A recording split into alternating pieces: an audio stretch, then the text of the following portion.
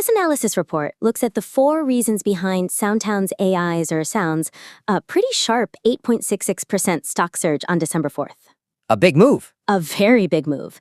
Let's just dive right into the feedback, starting with, I think, the foundation of the whole piece, the core thesis.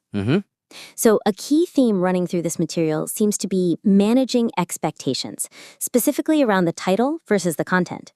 The report's central framing, it struggles to reconcile the bold, singular claim of the title, the real reason, with the, much more complex explanation in the body. Right.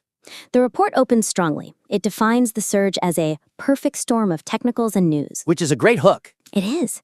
But then it immediately lists 4 distinct drivers: the conference, the technical bounce, sector rotation, and the short squeeze. Okay. This creates a real, a structural tension. The headline promises one single definitive reason. The secret sauce. Exactly. But the analysis delivers 4. So for the reader, it's confusing. Is there one reason that mattered most, or is the alignment of all 4 the actual point? And that tension is palpable. It's an editorial choice every analyst faces. You want the engagement, but you have to maintain the rigor. Of course. If the analysis aims for maximum impact, it has to decide what it is. Is it a single explosive insight or a complex systemic explanation? So it has to commit. It has to. The analysis should either commit to identifying the most impactful single driver and frame the others as, say, secondary accelerators, or it needs to adopt a title that actually reflects the multi-factor analysis. Right. Because right now, the headline oversells the simplicity, and the body immediately undercuts it with all this crucial complexity. It's a mismatch. And that's a shame, because the breakdown itself is fantastic. But how do we guide the author to actually reconcile that? Well, you have to make the structural commitment clear. Path 1. If you're determined to keep that dramatic title, the real reason, Okay. then the whole intro has to be restructured. You must explicitly name, say, the upcoming Barclays conference presentation as the initial real reason. The spark. The spark, the necessary condition. You'd frame it as the catalyst, and the other things, the short squeeze, the technicals, are the mechanisms that amplified it. That lets you keep the title. Okay, I see. So you define the catalyst versus the consequences. Exactly. Now, the other path is often the better analytical one, which is to just embrace the synergy. The real strength here is showing the confluence of events. So if that's the focus, you just have to change the title. To what, for example? Something like, SOUN's 8% jump, why the perfect storm was the real reason. Ah, okay. See? That shift makes the confluence itself the core essence. It makes the title much more accurate, and it respects the detailed breakdown that follows. That resolves the coherence issue entirely. Okay, let's move from framing to utility. I want to focus on the forward-looking part of this. Good. To maximize the utility of the analysis, the report needs to bridge the gap between identifying the immediate technical resistance level and defining the fundamental catalyst needed to actually break through it. Yes. This is crucial. The analysis does a great job pinpointing the critical $13 price level as the ceiling. A key level. But the forward-looking advice is, well, it's too vague.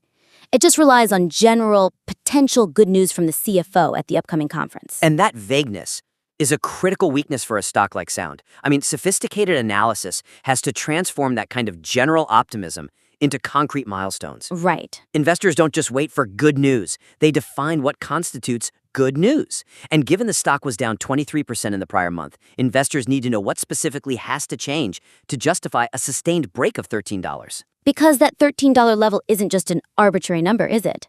It's a major psychological point. There's probably heavy selling pressure there. Absolutely. And you need a commensurate fundamental force to break that inertia. So what's the fix? We need to specify what quantifiable goals or guidance updates the CFO must announce to fundamentally justify breaking that $13 level. So no more hope for the best. Exactly. Otherwise, the advice is just watch the conference and hope, which isn't deep analysis. So let's explore that. What are some concrete examples of what the analysts could demand from the CFO's presentation? Okay, so the report needs to define clear, high-bar metrics. For example, it could detail that the CFO must announce specific new major client wins and revise guidance in a way that pulls the company's profitability timeline forward by, say, 2 full quarters. Aha, so a quantifiable acceleration. A real quantifiable acceleration that justifies a higher valuation.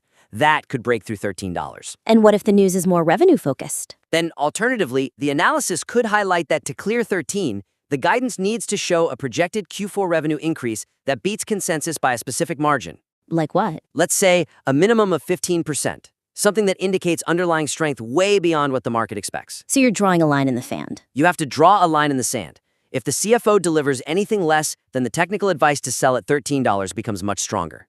It grounds the technicals in fundamental reality. I can see the immense utility there. It transforms this from a historical look back into a forward-looking thesis. Exactly. It makes the trade less about hope and more about checking off specific boxes. Perfect. Let's look at the heart of the perfect storm analogy now, the 4 drivers. The fun part. While identifying the 4 factors is valuable, the analysis can be significantly sharpened by detailing the cascading mechanism through which these drivers interact, rather than presenting them as discrete, equal components. I agree. Right now, the 4 reasons, the conference, the bounce, the rotation, the squeeze, they're presented like a checklist. 1, 2, 3, 4. Yes, and that fails to capture the real power of the storm, which is how they amplified each other to produce an 8.66% surge instead of, a standard 2 or 3% bounce. That lack of dynamic explanation, it really weakens the analogy. A storm implies a multiplier effect, right? The whole is greater than the sum of its parts. Yes. We need to understand the sequence. Right now, we know there are 4 engines, but we don't know which one hit the throttle first, or how the momentum transferred between them. So what's the suggestion? The suggestion is to structure the breakdown to clearly show that multiplier effect. Illustrate how the initial, smaller fundamental trigger was able to instantly exploit the pre-existing technical weakness and the high short interest to accelerate the move. Because that 8.66% number is the proof of the synergy, isn't it? If it had just bounced 3%, we'd call it a normal relief rally. Exactly. The aggressive move past initial resistance shows the combined force. So for an example, the analysis should detail that the first 3-4% of momentum, that came from the buy the rumor activity around the conference. That was the spark. That was the spark. And that spark immediately hit the dry tinder, which was the pre-existing technical condition. The RSI was below 30, so the stock was heavily oversold. Ready for a bounce off that 1150 support? Right. But the fire really exploded because of the fuel. The short interest. The 20 to 30% short interest. That initial 3-4% move immediately forced short sellers to panic buy to cover their positions. The squeeze. The squeeze kicks in. And that is what transforms a normal rally into something violent. And that rapid forced buying needs liquidity, which ties into the 4th factor, sector rotation. Precisely. You detail how that forced short covering, plus new money rotating out of competitors like C3.ai after its bad earnings. That's what turned a normal 4% relief rally into this aggressive, sustained 8% plus jump. That explanation shows the synergy, the causation, and the magnitude. It's not just a list anymore. That's highly insightful. It gives the analysis kinetic energy. The distinction between the catalyst and the amplifiers is critical. It demonstrates why this day was an 8.66% move. It explains the outsized reaction. That perfect confluence is the real reason. This has been a great exploration. We've really identified 3 big opportunities here for maximizing the report's impact. Agreed. First, we focused on coherence, refining the core thesis to either commit to that single dramatic title or adjust the title to reflect the perfect storm conclusion. Second, we hit predictive utility, grounding that $13 technical level with specific, quantitative, fundamental benchmarks. What the CFO actually needs to deliver. And finally, deepening the analysis of the storm itself, moving beyond a checklist to actually diagramming that synergistic multiplier effect. So, in summary, the actionable steps are pretty clear. Check the report structure for consistency, add those quantitative expectations for the conference, and explicitly detail the causal links between the 4 factors.